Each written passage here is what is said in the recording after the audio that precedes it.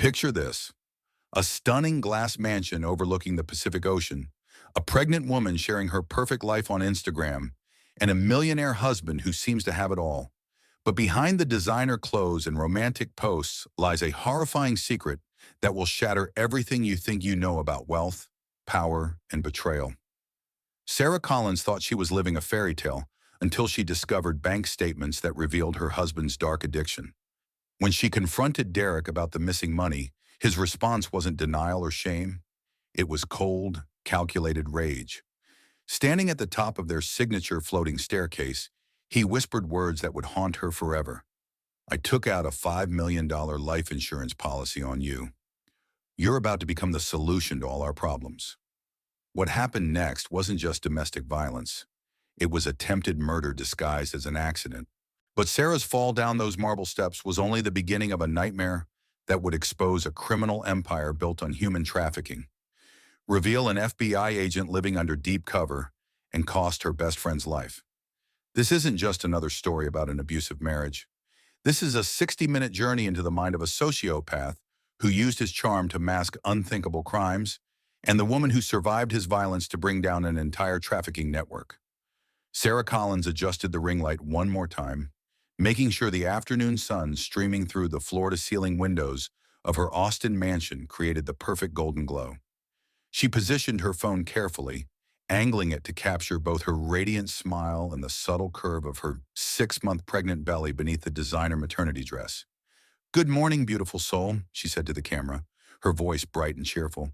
"It's another blessed day in paradise, and I just had to share this incredible moment with you all." Behind her, the mansion's signature floating glass staircase caught the light like a crystal sculpture. Derek had insisted on that staircase when they built the house 2 years ago, claiming it represented their transparent, elevated love. Sarah had thought it was romantic then. Now it felt cold, precarious. She touched her belly gently for the camera. "Baby Collins is dancing up a storm today. Derek says she's going to be a gymnast like her mama." She laughed, the sound practiced and hollow. "Speaking of Derek, he surprised me with these gorgeous white roses this morning. Isn't he just the sweetest?" The truth was, Derek had thrown the roses at her during their fight about the credit card bills. One of the thorns had scratched her wrist, a thin red line she now carefully concealed with a tennis bracelet.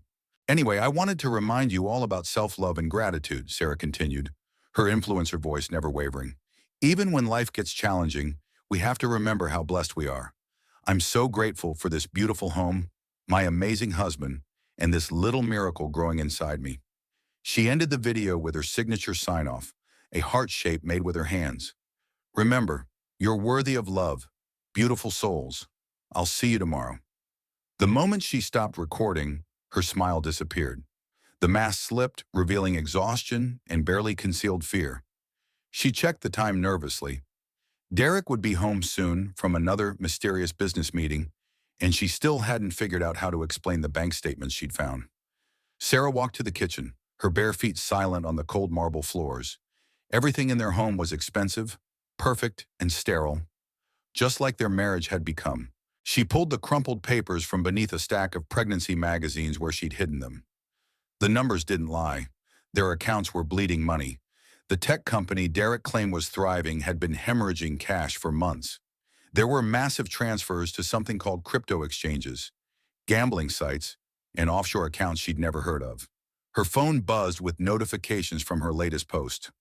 Hearts and fire emojis flooded in from her 50,000 followers, all believing they were witnessing a perfect life. If only they knew the truth about the millionaire who pushed his pregnant wife to maintain his image while gambling away their future. The sound of Derek's Tesla pulling into the driveway made her stomach clench. She quickly shoved the papers back into their hiding place and arranged her face into a pleasant expression. The garage door rumbled shut, and she heard his footsteps approaching. Derek Collins entered the kitchen like he owned the world.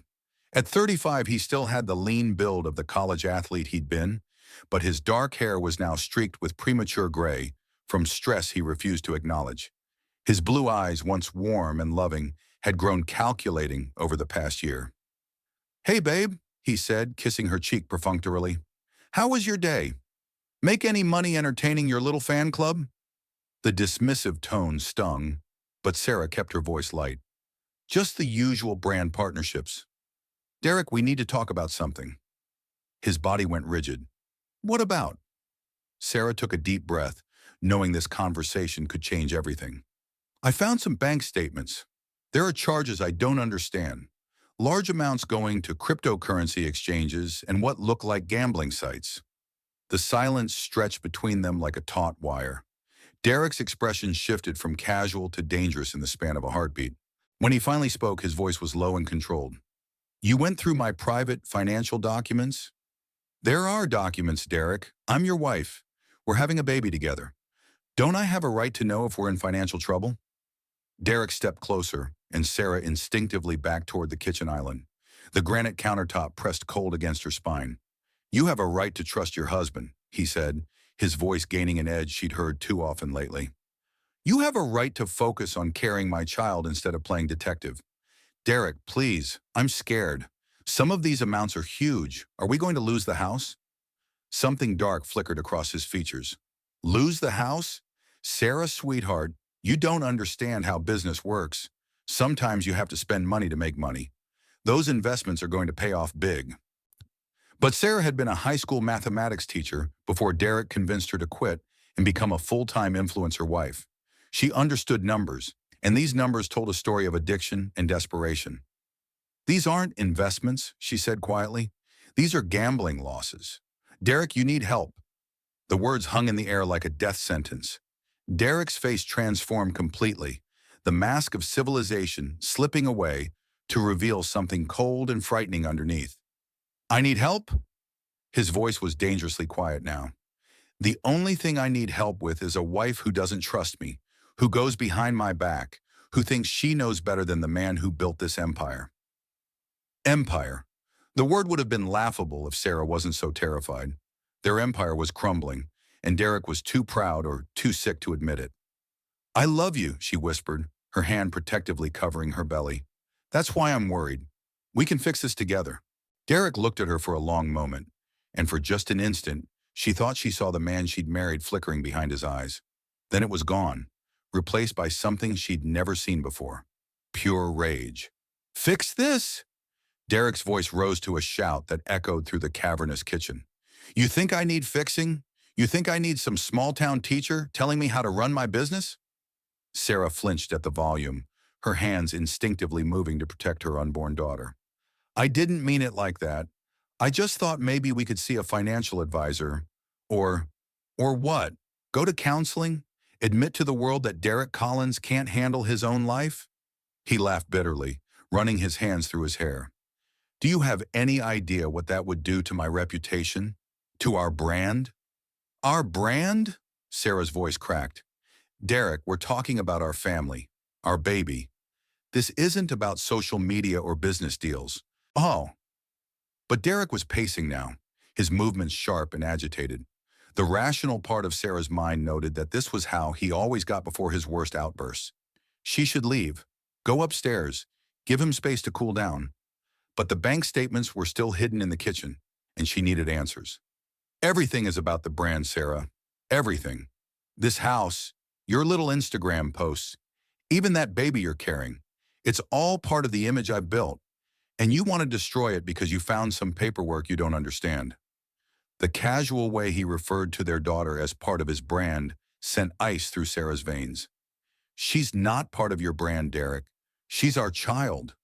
She's my heir, Derek snapped, and she deserves better than a mother who doesn't trust her father. Sarah felt the familiar urge to apologize, to smooth things over, to make herself smaller so Derek could feel bigger. It was a pattern she'd fallen into over the past year, each time telling herself it was just stress from the business, just the pressure of maintaining their lifestyle. But looking at him now, she realized she'd been making excuses for behavior that had been escalating steadily. I found withdrawal records, Derek, hundreds of thousands of dollars. Gone. To cryptocurrency exchanges that look like gambling sites. Her voice grew stronger as she spoke the truth aloud. We're broke, aren't we? The question hung in the air like a challenge. Derek stopped pacing and turned to face her fully. In that moment, Sarah saw something in his eyes that made her blood run cold. Not just anger, but calculation, as if he was weighing options, making decisions about her fate. We're not broke, he said slowly. We're cash flow challenged. There's a difference. What does that mean? Derek smiled, but it didn't reach his eyes. It means I've been working on a solution. A permanent solution to all our problems. Something in his tone made Sarah take a step backward. What kind of solution? The kind that requires sacrifice from both of us. Derek moved closer, effectively trapping her between the kitchen island and the wall. The kind that requires trust. Sarah's heart was pounding now, every instinct screaming danger. Derek, you're scaring me. Good, he said softly. Maybe a little fear will help you remember your place in this marriage. The words hit her like a slap. This wasn't the man she'd married, the charming entrepreneur who'd swept her off her feet with promises of adventure and security. This was a stranger wearing Derek's face, speaking in Derek's voice, but with dead eyes that held no love. My place? Sarah's voice was barely a whisper. Your place is to support me, to trust me, to be the perfect wife and mother without asking questions that could destroy everything I've built. Anyway, Derek reached past her to the stack of magazines where she'd hidden the bank statements. With practiced ease, he found the papers and held them up. Did you really think I wouldn't notice these were missing? He waved the documents in front of her face. Did you think I was that stupid? Sarah's mouth went dry. If he'd known she had the papers all along, that meant this entire conversation had been orchestrated. He'd been testing her, watching her lie and scheme, waiting for the right moment to spring his trap. I wasn't trying to deceive you, she said desperately. I was just scared. You should be scared, Derek replied, his voice dropping to a dangerous whisper. Do you know what the penalty is for a wife who betrays her husband's trust? Before Sarah could answer, Derek grabbed her arm and began pulling her toward the stairs. His grip was tight enough to bruise, and she stumbled, trying to keep up with his longer strides. Derek, stop. You're hurting me. Yeah, but he wasn't listening. He dragged her to the base of the floating staircase, the architectural marvel that had once symbolized their love now looming above them, like a glass guillotine. Do you see this staircase, Sarah? Derek's voice was conversational now, almost gentle. Do you remember what I told you when we had it built? Sarah nodded mutely, tears streaming down her face. I said it represented transparency, no secrets between us, no barriers. Derek's grip on her arm tightened. But you've been keeping secrets, haven't you? Please, Derek, think about the baby. At the mention of their daughter, something flickered across Derek's face. For a moment, Sarah thought she'd reached him. Then his expression hardened again. I am thinking about the baby, he said. I'm thinking about the $5 million life insurance policy I took out on you when you got pregnant. I'm thinking about how that money could solve all our problems. The words hit Sarah like a physical blow. Life insurance policy. $5 million. The pieces clicked together in her mind with horrifying clarity. You planned this, she whispered. Derek smiled, and this time it was genuine. Proud. I planned for every contingency. The gambling losses were an investment in our future. The cryptocurrency was a learning experience. And you, my dear wife, are about to become the solution to all our problems. Sarah tried to run, but Derek's grip was too strong. He began forcing her up the stairs, each step bringing them closer to the second-floor landing, with its deadly drop to the marble foyer below. It's going to look like an accident, Derek said conversationally as they climbed. Pregnant woman, dizzy spell, tragic fall down the stairs. The police will never suspect a thing. At the top of the stairs, Sarah made one final desperate attempt to reach the man she'd once loved. Derek, please, I love you. We can work through this together. Derek paused, looking at her with something that might have been pity. I know you love me, Sarah. That's what's going to make this so believable. Then he pushed her. The world tilted and spun as Sarah tumbled down the floating glass staircase, her body striking each step with sickening precision. The designer pregnancy dress that had looked so perfect in her Instagram post tore on the sharp edges, and she felt something warm spreading between her legs as she hit the marble floor of the foyer. The last thing she saw before losing consciousness was Derek standing at the top of the stairs, his phone already in his hand, practicing his panicked voice for the 911 call. Sarah woke up in a sterile hospital room to the steady beeping of monitors and the chemical smell of disinfectant. Her entire body ached, but it was the hollowness in her abdomen that made her gasp aloud. Her hands flew to her belly, feeling the flat emptiness where her daughter had been growing. "No," she whispered, then louder, "No, no, no!" A nurse rushed in, her face kind but weary. "Mrs. Collins, please try to stay calm. You've been through a terrible trauma." "My baby," Sarah sobbed. "Where's my baby?" The nurse's expression said everything before she spoke the words. "I'm so sorry. The fall caused placental abruption. We did everything we could, but the trauma was too severe. Your daughter didn't survive." The scream that tore from Sarah's throat was inhuman, a sound of pure anguish that brought Derek running from the hallway where he'd been pacing. He burst into the room with tears streaming down his face, playing the devastated husband to perfection. "Oh, sweetheart," he cried, rushing to her bedside. "I'm so sorry. I'm so sorry." Sarah stared at him in horror, remembering his words at the top of the stairs. $5 million. Life insurance policy. This was all planned. "You," she whispered, her voice hoarse from screaming. "You did this." Derek's face crumpled with what looked like genuine grief. "Sarah, please don't blame yourself. The doctor said you had a dizzy spell. Pregnancy complications. It wasn't anyone's fault." "Liar!" Sarah tried to sit up, but pain shot through her broken ribs. "You pushed me. You murdered our baby." The nurse looked between them uncertainly. Derek immediately shifted into concerned husband mode, stroking Sarah's hair with gentle fingers. "She's been saying this since she woke up," he told the nurse sadly. "The trauma, the grief, it's affecting her memory. The doctors warned me this might happen." "That's not uncommon after severe head trauma," the nurse said sympathetically. "Memory distortion, false recollections. It's the brain's way of trying to make sense of a senseless tragedy." "I'm not crazy," Sarah said desperately, but even to her own ears, her voice sounded wild, unhinged. "He planned this. He told me about the life insurance policy." Derek looked stricken. "Life insurance? Honey, we don't have life insurance. You're confused." But Sarah had seen the calculation in his eyes, heard the admission from his own lips. The problem was proving it. Who would believe her word against his? A traumatized, grieving woman against a successful businessman with no history of violence? Over the next 3 days, as Sarah's physical injuries began to heal, Derek played his role flawlessly. He brought her flowers, held her hand during the doctor visits, and spoke tearfully to visitors about their tragic loss. To the outside world, he was the perfect grieving husband supporting his traumatized wife. But when they were alone, his mask would slip just enough for Sarah to see the truth underneath. A satisfied smirk when the nurses weren't looking. A coldness in his eyes when he thought she was asleep. The way he positioned himself between her and any visitors, controlling the narrative of what had happened. On the fourth day, Maya Rodriguez arrived like a avenging angel. Sarah's best friend since college, Maya had driven straight from Houston the moment she heard about the accident. She was an investigative journalist with sharp eyes and a nose for bullshit, and she took one look at Derek's performance and knew something was wrong. "I came as soon as I could," Maya said, embracing Sarah carefully. "I'm so sorry about the baby." Derek hovered nearby, clearly uncomfortable with Maya's presence. "Maya, it's good to see you. Sarah's been through such a trauma.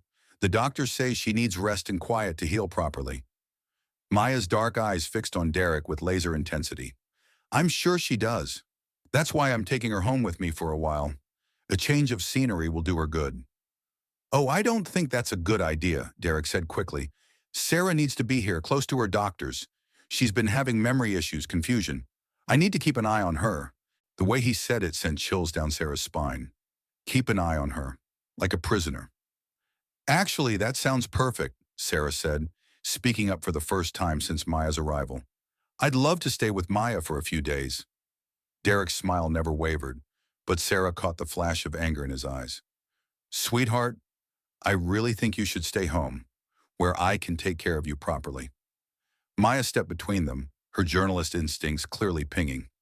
"I think what Sarah needs is some time with a friend who loves her, without any pressure or stress." The subtle emphasis on the word pressure made Derek's jaw tighten almost imperceptibly. "Of course, whatever Sarah wants. She's been through so much." But that night, as Sarah lay in her hospital bed planning her escape with Maya, Derek leaned close to her ear and whispered words that made her blood turn to ice. "If you think running to your little friend is going to save you, you're even more stupid than I thought. This isn't over, Sarah. This is just the beginning." When she looked into his eyes, she saw not the man she'd married, but a predator who'd had his kills stolen from him and was planning his next strike. The millionaire who pushed his pregnant wife downstairs wasn't done with her yet. In fact, he was just getting started.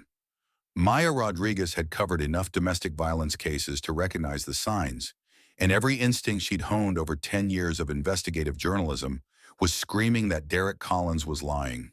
She helped Sarah pack her things from the mansion, noting how Derek hovered constantly, never leaving them alone for more than a few minutes.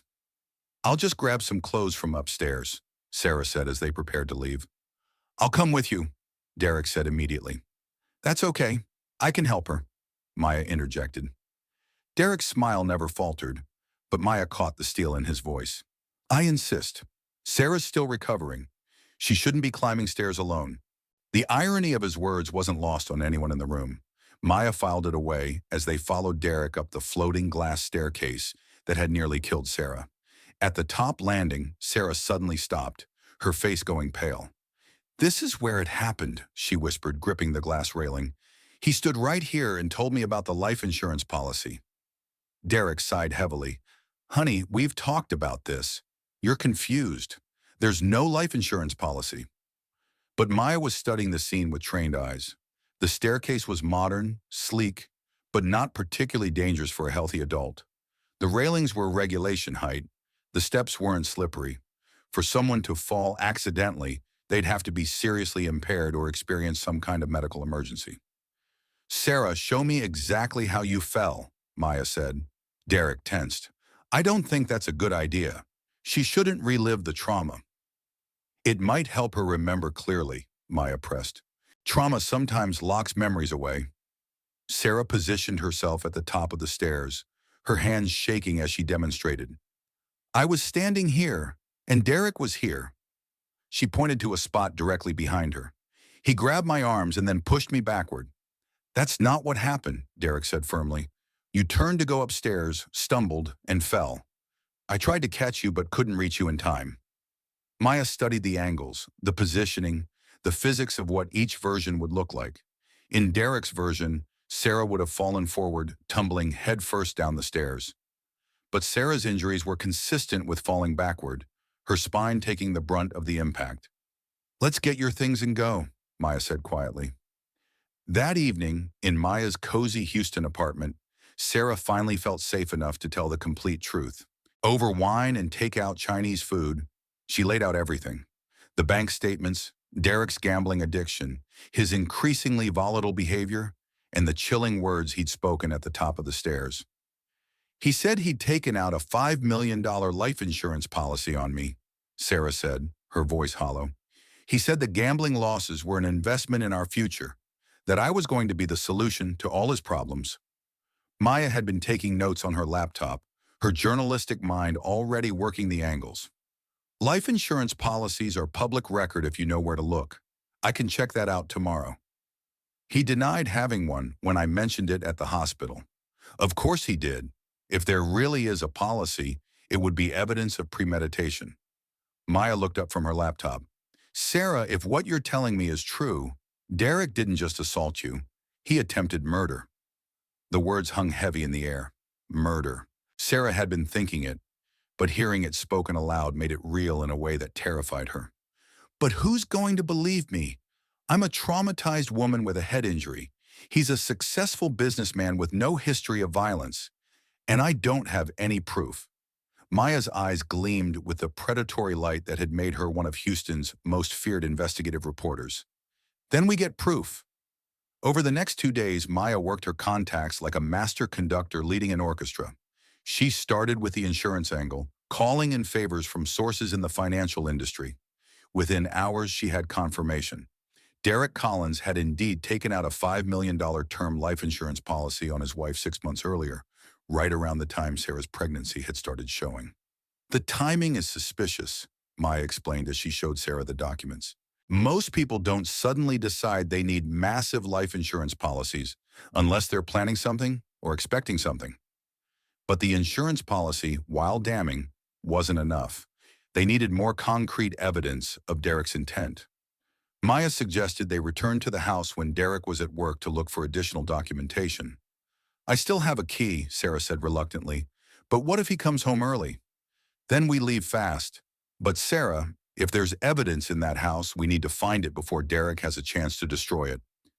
The mansion felt different when they returned, oppressive and threatening in a way it never had before. Sarah led Maya to Derek's home office, a masculine space filled with awards and photos of Derek with various Austin business leaders. Maya went straight for the computer while Sarah searched through file cabinets. Derek's laptop was password protected, but Maya had learned a few tricks over the years. She tried obvious combinations. Sarah's birthday, their anniversary, Derek's birthday. Nothing worked. Try the date of the accident, Sarah suggested. Maya typed in the numbers and the screen unlocked.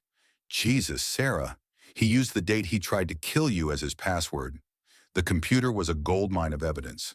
Financial records showing the extent of Derek's gambling losses, email conversations with shady cryptocurrency exchanges, and most damning of all, a folder labeled contingency plans that contained detailed research into life insurance payouts and what circumstances would trigger investigations.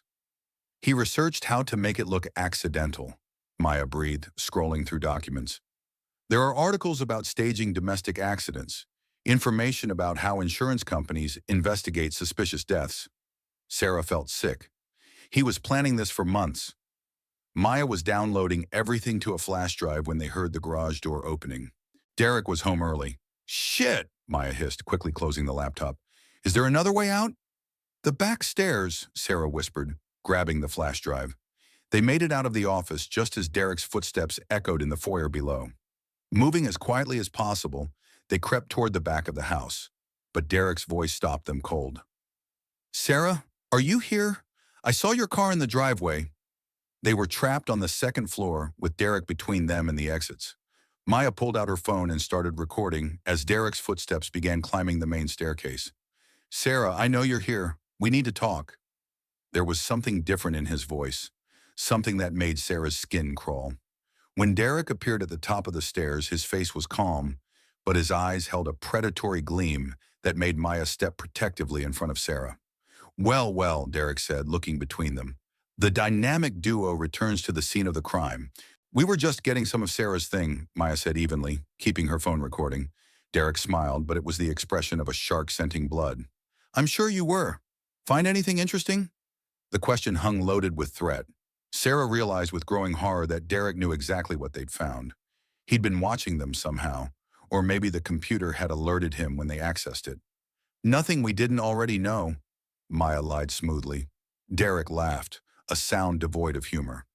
Maya Rodriguez, investigative journalist for the Houston Chronicle. I've read your work. You're quite good at digging up dirt on people. It's not dirt if it's true. Truth is such a subjective thing, don't you think? Derek moved closer, and Maya noticed how he positioned himself between them and the stairs. For instance, Sarah believes I pushed her. I believe she fell. Two different truths about the same event. The evidence will show which truth is real, Maya said. Derek's smile widened. Evidence can be manipulated. Witnesses can be discredited. Accidents can happen to anyone. The threat was clear, and Maya felt a chill run down her spine. This wasn't just a man who'd hurt his wife in a moment of rage. This was a calculating sociopath who'd planned murder and was now planning to eliminate anyone who threatened his freedom. We should go, Maya said, taking Sarah's arm. Oh, I think you should stay, Derek said, his voice dropping to a dangerous whisper. We have so much to discuss. In that moment, standing at the top of the same staircase where Derek had tried to kill her, Sarah realized that escaping the mansion had only been the beginning. Derek Collins wasn't going to let them walk away with evidence of his crimes. The millionaire who pushed his pregnant wife downstairs was about to show them just how far he was willing to go to protect his secrets. Derek's demeanor shifted like a switch being flipped.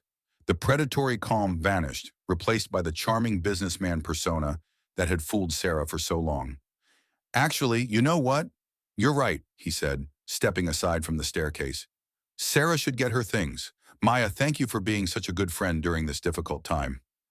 The sudden change was more unsettling than his threats. Maya kept her phone recording as they gathered Sarah's belongings, Derek maintaining pleasant conversation about Sarah's recovery and their shared grief over the lost baby. I've been thinking about seeing a counselor, Derek said as they loaded Sarah's bags into Maya's car. This tragedy has made me realize how precious life is, how easily we can lose the people we love. Sarah said nothing, but Maya caught the subtle emphasis on the word lose, another threat wrapped in concern. During the drive back to Houston, Maya was quiet, processing what they'd witnessed. He knows we have the evidence, Sarah said finally, which means he's going to try to discredit us before we can use it. Maya's knuckles were white on the steering wheel. Sarah, I think you need to go to the police now, tonight. But when they arrived at the Houston Police Department, they discovered Derek had beaten them there. He was sitting in the lobby with a concerned expression, talking earnestly to a detective. Sarah! Derek stood up when he saw them, his face lighting up with relief. Thank God you're safe. Detective Martinez, this is my wife. Detective Martinez was a middle-aged woman with kind eyes and a no-nonsense demeanor. Mrs. Collins, your husband has been very worried about you. He says you left the hospital against medical advice? Sarah felt the ground shifting beneath her feet. I was discharged. I'm staying with my friend. Of course, Derek said smoothly. I just wanted to make sure the police knew you were struggling with some memory issues after the accident. The doctors warned me you might become confused, possibly even paranoid.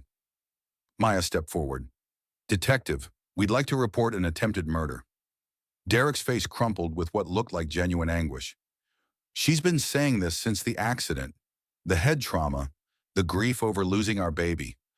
The doctors said she might develop false memories as a coping mechanism. Detective Martinez looked between them sympathetically.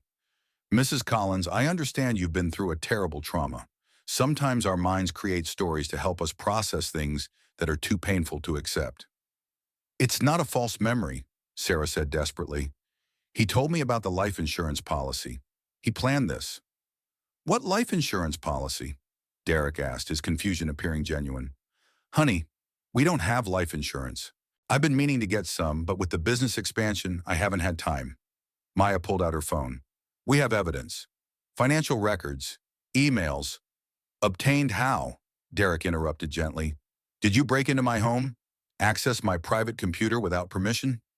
Detective Martinez's expression shifted slightly. Mrs. Rodriguez, did you unlawfully enter Mr. Collins' property? Maya realized the trap too late. Any evidence they'd gathered illegally would be inadmissible in court, and worse, they could be charged with breaking and entering. Sarah still lives there, Maya said weakly. She has a right to be in her own home. Actually, Derek said sadly, after the accident, I've had to consider whether our home is safe for Sarah in her current condition. The insurance company is already asking questions about liability. It was masterfully done. Derek had managed to plant seeds of doubt about Sarah's mental state while simultaneously explaining away any evidence they might present. Even the recording Maya had made could be dismissed as the paranoid fantasies of a traumatized woman. Over the next week, Derek's campaign to discredit Sarah escalated with surgical precision. He contacted Sarah's former colleagues at the high school, expressing concern about her mental health and suggesting she might need professional help. He spoke to their mutual friends about the tragic accident and how grief was affecting Sarah's perception of reality. Most devastatingly, he arranged for Sarah to be involuntarily committed for psychiatric evaluation. It's for her own safety, he explained to the admitting psychiatrist at the private facility. She's been having paranoid delusions about me trying to hurt her. Yesterday, she accused me of planning to murder her for insurance money that doesn't even exist. Dr. Elizabeth Harper was a respected psychiatrist who specialized in trauma-related disorders. She reviewed Sarah's case file with Derek, noting the head injury, the loss of the baby, and the subsequent paranoid accusations. These symptoms aren't uncommon after severe trauma, Dr. Harper explained to Derek. The mind sometimes creates elaborate narratives to avoid processing painful realities. When Sarah was brought to the facility, she was calm and rational, which Derek had anticipated. Doctor, my husband pushed me down our staircase, Sarah said during her intake interview. He admitted to taking out a life insurance policy on me. He planned to kill me. Dr. Harper made notes as Sarah spoke, her clinical training recognizing the coherent narrative and lack of typical psychotic symptoms. But Derek had provided compelling context. A grieving mother with a head injury, making accusations against a devastated husband who'd done nothing but support her. Sarah, I've spoken with your husband extensively, Dr. Harper said gently. He's very concerned about you. The insurance policy you mentioned doesn't exist. Would you like to see the documentation? Derek had come prepared with statements from their insurance agent confirming they had no life insurance policies. He'd also brought medical records showing Sarah's head injury and a letter from their obstetrician noting that pregnancy complications could cause dizziness and falls. He's lying, Sarah said, but she could hear how it sounded. My friend Maya has evidence. She downloaded files from his computer. Files obtained illegally, Derek said sadly. Doctor, this is exactly what I was worried about. Sarah has always been very intelligent, very convincing. But since the accident, she's been creating these elaborate scenarios. Dr. Harper was in an impossible position. Sarah presented as lucid and coherent, but the allegations were serious and the supposed evidence was problematic. The standard protocol was to hold Sarah for 72 hours of observation while they sorted out the truth. Mrs. Collins, we're going to keep you here for a few days while we evaluate your condition, Dr. Harper explained. It's just a precaution. As Sarah was led to her room, she caught Derek's satisfied smile through the window. He'd managed to isolate her from Maya, discredit her story, and have her locked away where she couldn't interfere with whatever he was planning next. That night, alone in the sterile psychiatric facility, Sarah realized the true scope of Derek's manipulation. He wasn't just covering up one attempted murder. He was systematically destroying her credibility so he could try again. The millionaire who pushed his pregnant wife downstairs had just won the first round of a game Sarah was only beginning to understand. Maya Rodriguez had been a journalist long enough to know when she was being stonewalled, and Derek Collins' performance at the police station had been a masterclass in manipulation. But Maya had also been an investigative reporter long enough to know that every liar eventually makes a mistake. While Sarah was trapped in the psychiatric facility, Maya threw herself into the story with the determination that had made her career. She started with Derek's business partner, Jack Morrison, a man she'd noticed hovering in the background during several of her interactions with Derek. Jack Morrison was 45 years old, divorced, and according to public records, had been Derek's silent partner in their tech company for 3 years. Maya arranged to meet him at a coffee shop in downtown Austin, ostensibly to discuss Derek's struggles after the tragic accident. Jack was nervous from the moment he sat down, his eyes constantly scanning the coffee shop as if he expected someone to be watching. "This is off the record, right?" he asked for the third time. "Completely," Maya assured him. "I'm just trying to understand Derek's state of mind. Sarah is my best friend, and I'm worried about both of them." Jack relaxed slightly. Derek's been under enormous pressure. The business has been struggling more than he lets on. "What kind of struggling?" Jack glanced around again before leaning forward. "Cash flow problems. Derek made some bad investments, got in over his head with some cryptocurrency schemes. We've been hemorrhaging money for months." This aligned with what Maya had found on Derek's computer, but she needed more. "How bad is it?" "Bad enough that we might lose everything. Derek's been scrambling to find solutions, but the investors are getting nervous. If they pull out..." Jack shrugged helplessly. "What kind of solutions?" Something shifted in Jack's expression, a wariness that made Maya's instincts ping. "I shouldn't be talking about this. Derek would kill me if he knew I was here." Maya filed away the choice of words. "Jack, I'm not trying to hurt Derek. I just want to understand what's happening." Jack was quiet for a long moment, clearly wrestling with some internal conflict. When he finally spoke, his voice was barely above a whisper. "Derek mentioned something about insurance. Said he was working on a way to solve all our problems permanently." "What kind of insurance?" "Life insurance. A big policy." Jack's hands were shaking as he reached for his coffee. "Maya, I think Derek might be in deeper trouble than just business debt. I think he might owe money to some very dangerous people." This was new information, and Maya felt her pulse quicken. "What makes you think that?" "The phone calls, late-night meetings with people I don't recognize. And Derek's been different lately. desperate, talking about how sometimes you have to make hard choices to protect what matters. Maya was taking notes on her phone, recording the conversation. Jack, do you think Derek would hurt Sarah? Jack met her eyes for the first time since sitting down. Maya, I think Derek would hurt anyone if it meant saving himself. After Jack left, Maya sat in the coffee shop processing what she'd learned. Derek wasn't just a gambling addict with money problems. He was potentially involved with organized crime. The life insurance policy wasn't just about solving his financial crisis, it might be about staying alive. Maya spent the next 2 days following up on Jack's information. She contacted sources in law enforcement, asking discreet questions about Derek Collins and any potential criminal connections. What she discovered made her blood run cold. Derek's company had been flagged by federal authorities as a potential front for money laundering.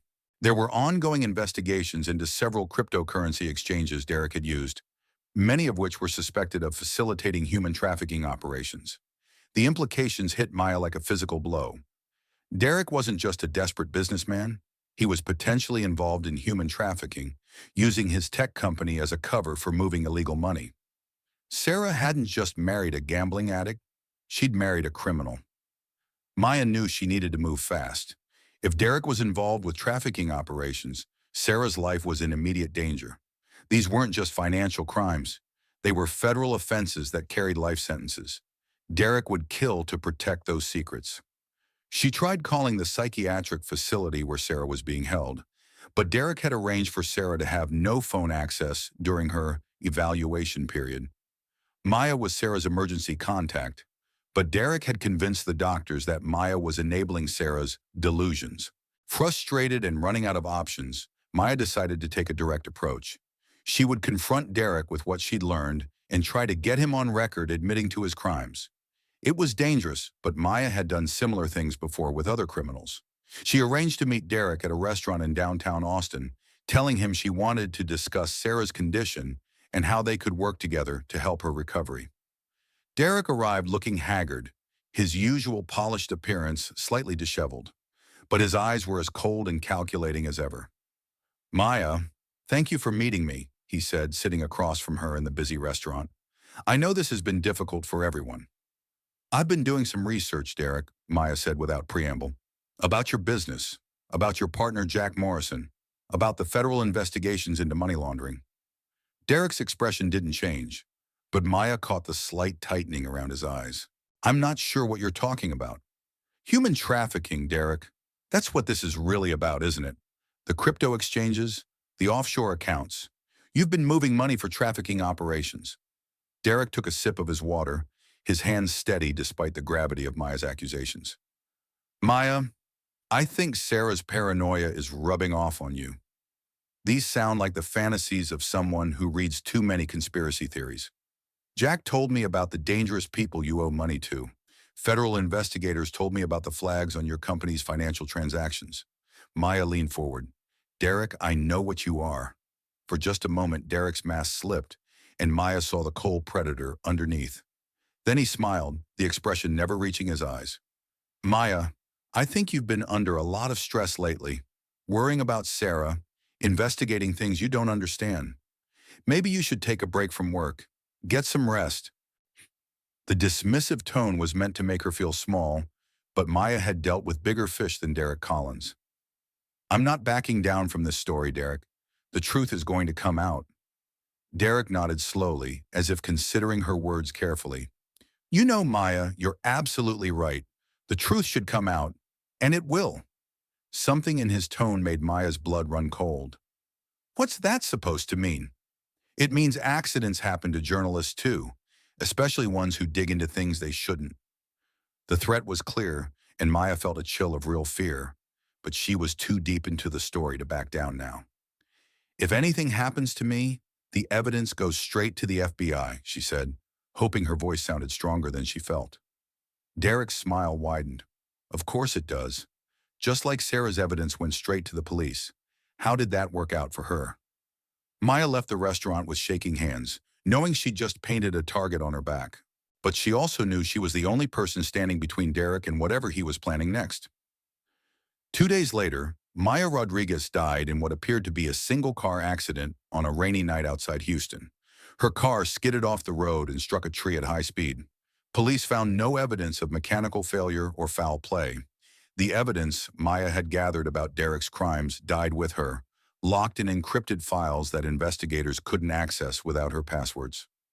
Derek attended Maya's funeral, playing the role of the grieving family friend. He stood beside Sarah, who had been released from the psychiatric facility just in time to bury her best friend, and whispered condolences that only she could hear the true meaning of. "I'm so sorry for your loss, Sarah. Maya was such a determined woman. Sometimes determination can be dangerous." Standing in the cemetery, watching her best friend's casket being lowered into the ground, Sarah finally understood the true scope of what she was facing. The millionaire who pushed his pregnant wife downstairs had just eliminated the only person who believed her story. And now Sarah was completely alone. Sarah stood in the rain at Maya's graveside long after the other mourners had left, her grief so profound it felt like drowning. Derek had offered to drive her home, but she'd insisted on staying, needing these final moments with the only person who'd believed her story. When she finally returned to Derek's mansion, their mansion, though it had never felt less like home, she found Jack Morrison waiting in the living room. He was pacing nervously, his usually composed demeanor shattered. "Jack?" Sarah was surprised to see him. Derek's business partner rarely came to the house. "What are you doing here?" Jack turned to face her, and Sarah was shocked by his appearance. His face was haggard, his eyes red-rimmed with exhaustion and something that looked like guilt. "Sarah, we need to talk. About Maya, about Derek, about everything." Before Sarah could respond, Derek appeared from the kitchen, his face darkening when he saw Jack. "What are you doing here, Jack? This is a family home. Sarah is grieving." "Cut the shit, Derek," Jack snapped, his composure finally cracking completely. "Maya's dead. A woman is dead because of what we've been doing." Derek's expression turned dangerous. "Jack, you're upset. You're not thinking clearly." "I'm thinking clearly for the first time in 3 years." Jack turned to Sarah, his voice urgent. "Sarah, everything Maya suspected is true. Derek isn't just involved in money laundering. He's been using our company to facilitate human trafficking operations." Sarah felt the world tilt beneath her feet. "What?" "The cryptocurrency exchanges, the offshore accounts. We've been moving money for sex trafficking rings. Millions of dollars. Derek convinced me it was just financial services. But I know better now." Derek stepped between Jack and Sarah, his voice low and threatening. "Jack, you need to stop talking. Right now." But Jack was beyond stopping. The guilt and fear that had been eating at him since Maya's death poured out in a torrent of confession. "I've been working undercover for the FBI for 2 years, Sarah. They recruited me when they started investigating Derek's company. I've been gathering evidence, trying to build a case against the entire operation." Sarah stared at him in shock. "You're FBI?" "Task Force agent. My real name is Jack Morrison, but I'm Agent Morrison with the Human Trafficking Task Force. Derek doesn't know. No one knows except my handlers." Derek's face had gone white with rage. "You're lying. You're having some kind of breakdown." Jack pulled out his phone and showed Sarah an FBI badge and credentials. "Sarah, Derek planned to kill you from the beginning. Not just for the insurance money, but because you were getting too close to discovering what the company really does. Those late-night meetings, the overseas trips, the shell companies, it's all connected to trafficking." Sarah looked between the two men, trying to process what Jack was telling her. "If you're FBI, why didn't you stop him from pushing me down the stairs?" Jack's face crumpled with guilt. "Because I didn't know he was going to do it.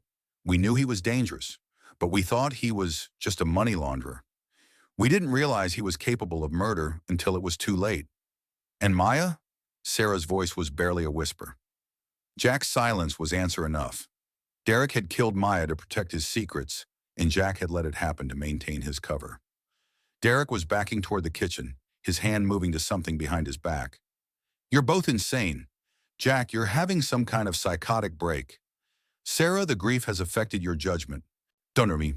But Sarah was seeing Derek clearly for the first time, understanding that the man she'd married was not just a domestic abuser or a gambling addict.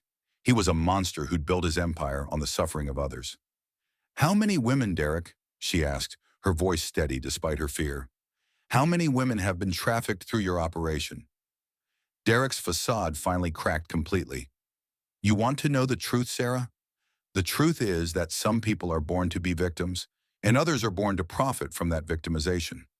I've made millions from women too stupid or desperate to protect themselves. Like me?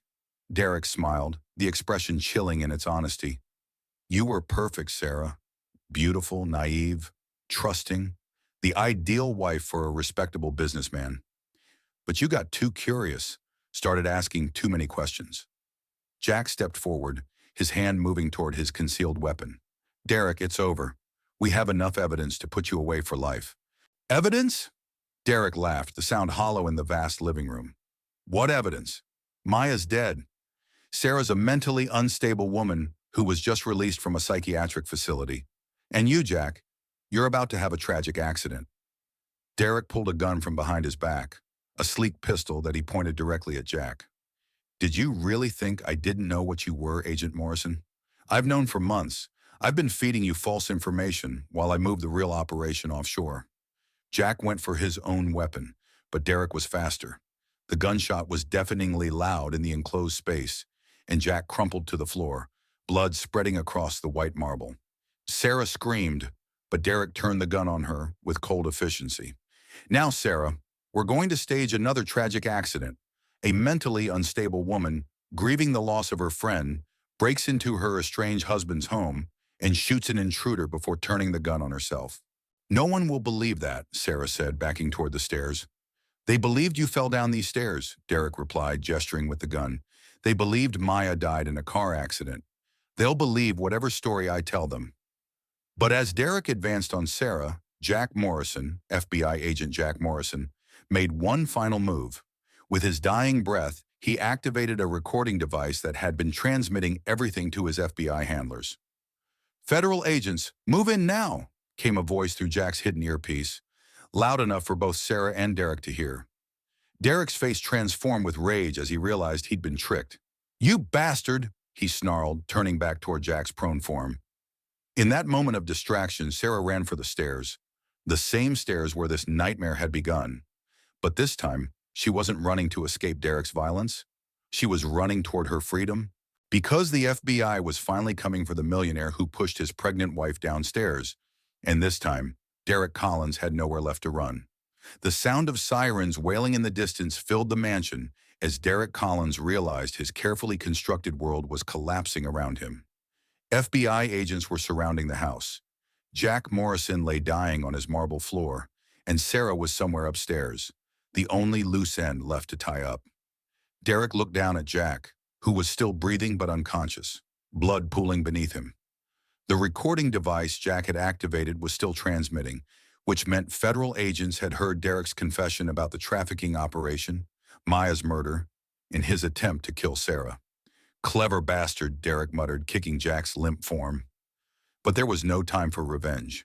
The sirens were getting closer, and Derek had one last chance to eliminate the witness who could tie him to everything. He climbed the floating glass staircase that had started this nightmare, the gun heavy in his hand. The irony wasn't lost on him. He'd tried to kill Sarah on these stairs once before, and now he'd finished the job on the same spot. Sarah, he called out, his voice echoing through the cavernous second floor. We need to talk, sweetheart. The police are coming, and we need to get our story straight. He found her in their bedroom, standing by the floor-to-ceiling windows that overlooked the cliff. She'd trapped herself with nowhere to run, exactly as Derek had planned. There's no story, Derek, Sarah said, turning to face him. It's over. The FBI heard everything you said downstairs. Derek smiled, but his eyes were wild with desperation. The FBI heard a lot of things, Sarah. They heard Jack making wild accusations about trafficking operations. They heard you repeating the paranoid delusions that got you committed to a psychiatric facility. And they're about to hear how a mentally unstable woman attacked her husband and was tragically killed in self-defense. No one's going to believe that. They believed everything else. Derek raised the gun, pointing it directly at Sarah's chest. They believed you fell down the stairs.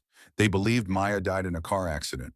They believed Jack was just a business partner and not an undercover federal agent.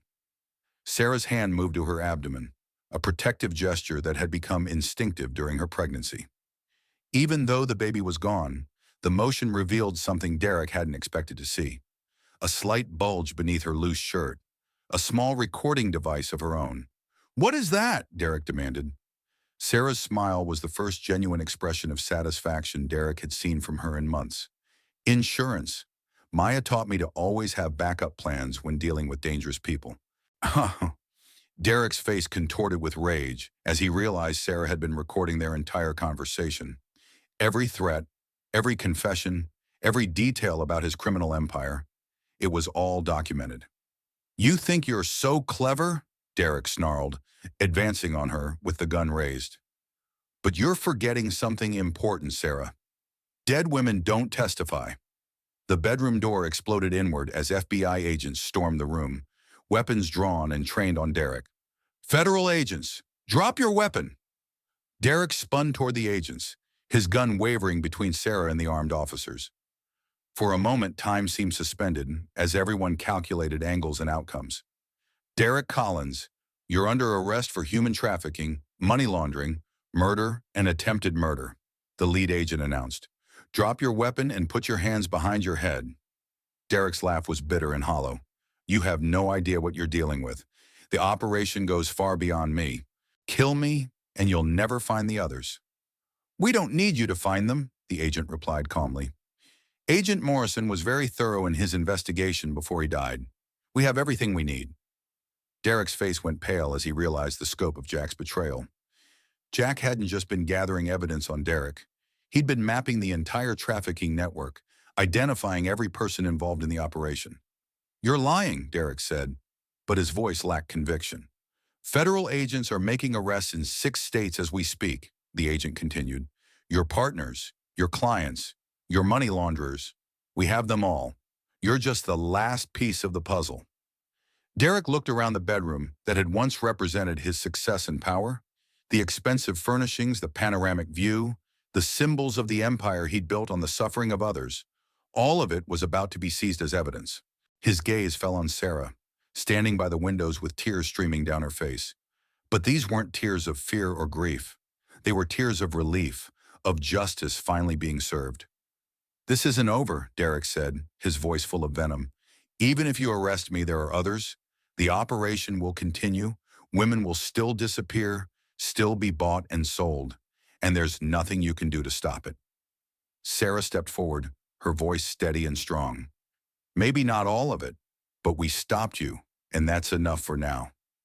Derek raised the gun one final time, pointing it at Sarah with the desperate fury of a cornered animal. But before he could pull the trigger, the FBI agents acted with lethal precision. The gunshots were swift and final. Derek Collins, the millionaire who pushed his pregnant wife downstairs, crumpled to the bedroom floor where he'd once planned Sarah's murder. As paramedics rushed in to treat Jack Morrison and crime scene investigators began documenting the evidence, Sarah stood at the window looking out at the Pacific Ocean. The same view that had once represented her dreams of a perfect life now symbolized her freedom from a nightmare she'd never imagined possible. Agent Rebecca Torres, the lead investigator, approached Sarah gently. "Mrs. Collins, I know this has been traumatic, but we're going to need your full statement about everything that happened." Sarah nodded, her hand unconsciously moving to the recording device that had captured Derek's final confessions. "I have a lot to tell you about Derek, about the trafficking operation, about Maya's murder, and I have evidence to back up every word." "We'll make sure justice is served," Agent Torres promised. "For you, for Maya, for all the victims of Derek's operation." As Sarah was led downstairs to give her statement, she passed the floating glass staircase where her nightmare had begun. The beautiful architectural feature that had once symbolized transparency and elevated love was now stained with blood and would forever be evidence in a federal murder case. But Sarah felt no sadness as she left the mansion for the final time. The house had been a beautiful prison, and Derek had been a monster wearing the mask of a loving husband. Now finally, she was free. 6 months later, Sarah Collins stood in a federal courthouse in Austin, wearing a simple black dress and carrying herself with a dignity that had been forged in fire. The woman who had once posted perfect life updates on Instagram was now the star witness in one of the largest human trafficking prosecutions in Texas history. The courtroom was packed with reporters, federal agents, and family members of victims from Derek's trafficking network. Agent Torres had been right. Derek's operation had been vast, involving dozens of co-conspirators and hundreds of victims across multiple states. U.S. Attorney Jennifer Walsh was presenting the government's case with methodical precision, using the evidence Jack Morrison had gathered during his 2-year undercover investigation, along with Sarah's recordings and testimony to paint a complete picture of Derek's criminal empire. "Ladies and gentlemen of the jury," Walsh said during her closing argument, "Derek Collins wasn't just a businessman who made some bad decisions. He was the architect of a criminal enterprise that treated human beings as commodities to be bought and sold." Sarah had already given her testimony, recounting the night Derek pushed her down the stairs, his confession about the life insurance policy, and the chilling details he'd revealed about his trafficking operation. The jury had listened with rapt attention as she described her transformation from victim to survivor. But the most powerful evidence wasn't Sarah's words. It was the recording she'd made of Derek's final confrontation with Jack Morrison. The jury heard Derek's voice admitting to Maya's murder, bragging about profiting from human trafficking, and threatening to kill both Sarah and Jack. During the 3-week trial, prosecutors had presented evidence showing that Derek's tech company had laundered over $50 million for trafficking operations. They'd shown bank records, encrypted communications, and testimony from other victims who'd been trafficked through Derek's network. The defense had tried to portray Derek as a gambling addict who'd gotten in over his head with dangerous people, but the evidence was overwhelming. Derek Collins wasn't a victim of circumstances. He was a predator who'd built his wealth on the suffering of others. When the verdict was read, the courtroom was silent except for the quiet sobbing of victims' families. Guilty on all counts: human trafficking, money laundering, murder in the first degree for Maya Rodriguez, attempted murder for the assault on Sarah, and conspiracy to commit murder for Jack Morrison's death. Derek Collins was sentenced to life in prison without the possibility of parole. As Sarah left the courthouse, she was approached by dozens of reporters wanting statements about her experience. But she'd prepared only one comment, which she read from a small piece of paper with steady hands. "Justice has been served for Maya Rodriguez, Agent Jack Morrison, and the hundreds of victims of Derek Collins' trafficking operation. But our work isn't finished. Human trafficking continues to be a massive problem in our country, and we must all remain vigilant in fighting this evil." She paused, looking directly into the cameras. "To anyone who might be in an abusive relationship or dangerous situation, trust your instincts, document everything, and know that there are people who will believe you and help you. No one deserves to live in fear." Sarah didn't take questions. Instead, she walked away from the courthouse with Agent Torres, who had become both a friend and a source of strength during the difficult months of testimony and recovery. "What's next for you?" Torres asked as they sat in a quiet coffee shop away from the media circus. Sarah smiled, the first genuine smile Torres had seen from her in months. "I'm going back to teaching. A high school in Houston offered me a position teaching mathematics and helping develop their anti-trafficking awareness program." "That sounds perfect for you." "I want to use what I learned to help other people recognize the warning signs," Sarah said. "Derek was able to manipulate me for so long because I didn't understand what financial abuse looked like, what coercive control meant. If I can help even one person recognize those patterns, Maya's death won't have been in vain." Torres nodded respectfully. Over the past months, she'd watched Sarah transform from a traumatized victim into a powerful advocate. The woman who'd once been too afraid to leave her abusive marriage was now planning to dedicate her life to helping others escape similar situations. "The Federal Victims Compensation Fund has approved your claim," Torres said, handing Sarah an envelope. "It's not about money, I know, but it should help you get established in your new life." Sarah looked at the check without opening it. "I want to donate half of it to an organization that helps trafficking victims. The other half will go toward a scholarship fund in Maya's name for journalism students who want to investigate human trafficking." Halakram. That evening, Sarah sat in her small apartment in Houston, surrounded by moving boxes and the few possessions she'd salvaged from her life with Derek. Everything else, the mansion, the cars, the expensive jewelry, had been seized by the federal government as proceeds of criminal activity. She didn't miss any of it.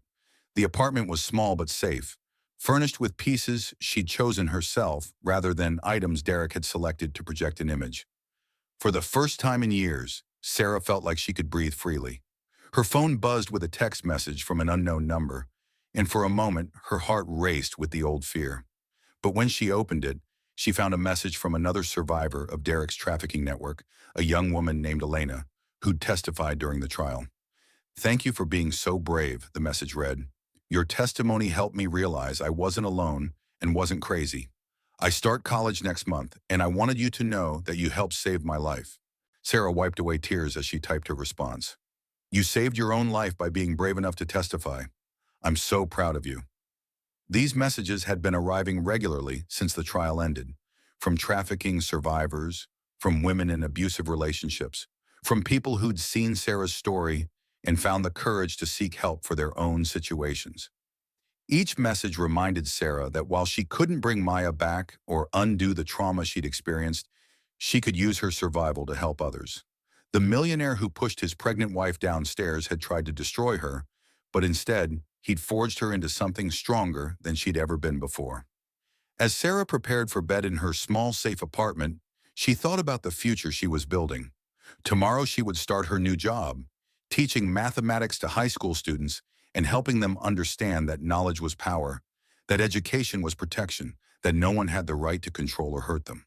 It wasn't the life she'd planned when she married Derek Collins, but it was a life with purpose, meaning, and hope. And for the first time since Maya's death, Sarah felt truly at peace.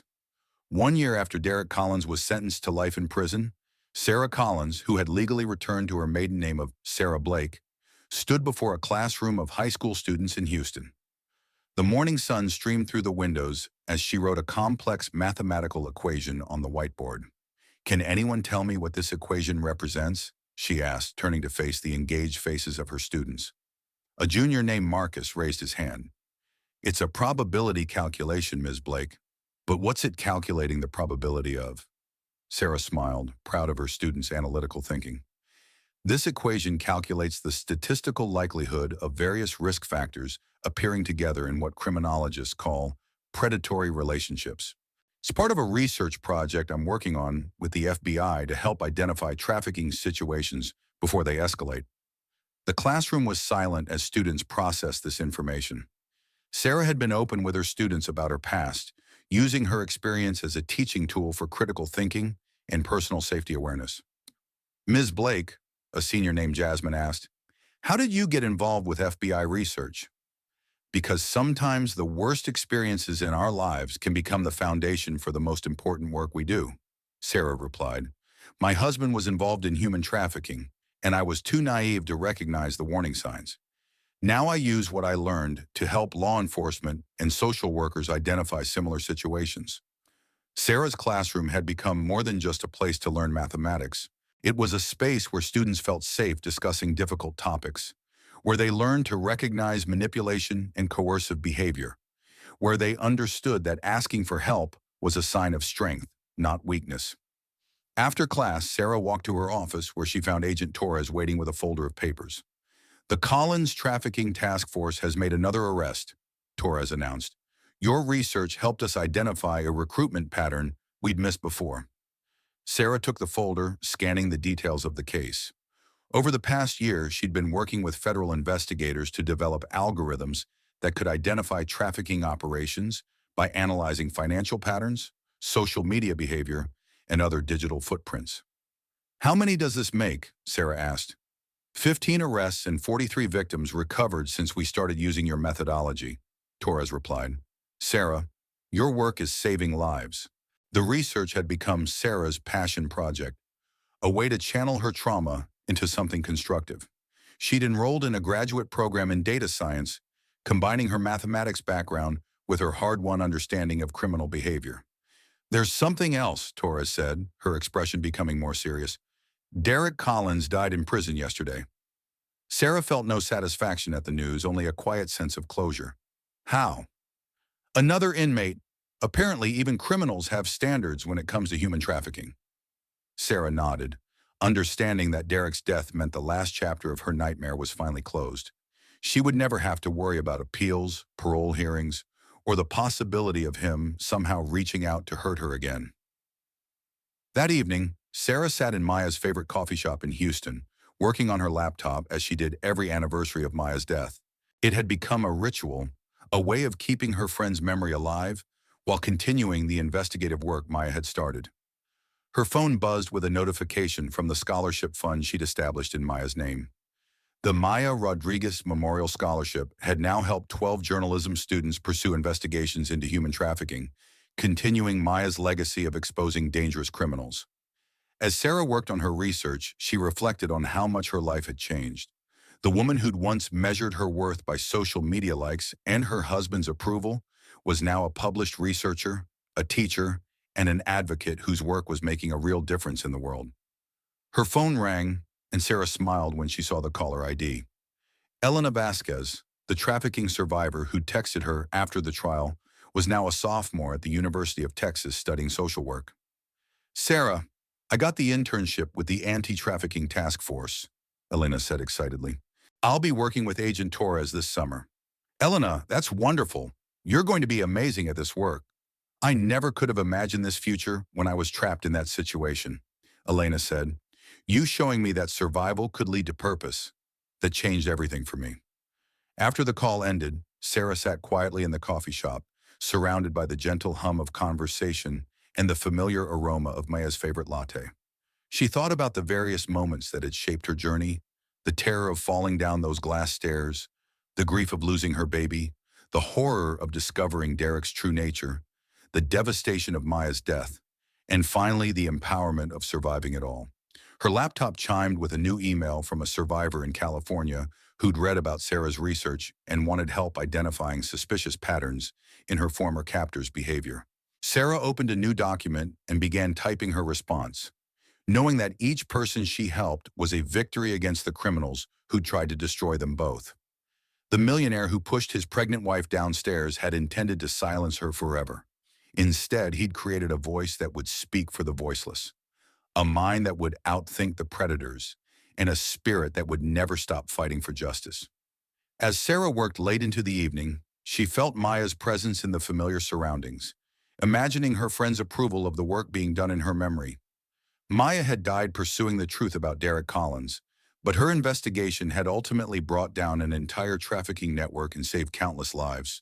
Sarah closed her laptop and looked out the window at the Houston skyline, thinking about all the survivors out there who were still finding their voices, still discovering their strength, still learning that their worst experiences could become their greatest sources of power. Tomorrow she would return to her classroom, teaching mathematics and life skills to students who deserve to understand their own worth. She would continue her research, helping law enforcement identify and stop trafficking operations before they could claim more victims. And she would keep Maya's memory alive by ensuring that dangerous criminals could never again hide behind facades of respectability and charm. The perfect life Sarah had once performed on social media had been a lie, but the imperfect, meaningful life she'd built from the ashes of her trauma was absolutely real, and it was just the beginning. You're about to hear a story that will change how you view domestic abuse, financial control, and the hidden dangers lurking behind perfect social media facades. If this opening grabbed your attention, hit that like button now. It helps more people find stories like this that shed light on real issues affecting millions of women worldwide. And here's something most channels won't tell you. Your comments actually matter. Share your thoughts as you listen. Your insights help create a community where survivors feel heard and validated. Don't forget to subscribe and ring that notification bell, because we're committed to bringing you true crime stories that don't just entertain, but educate and empower. Now let's dive into the chilling world of Derek Collins and discover how one woman's worst nightmare became her greatest source of strength.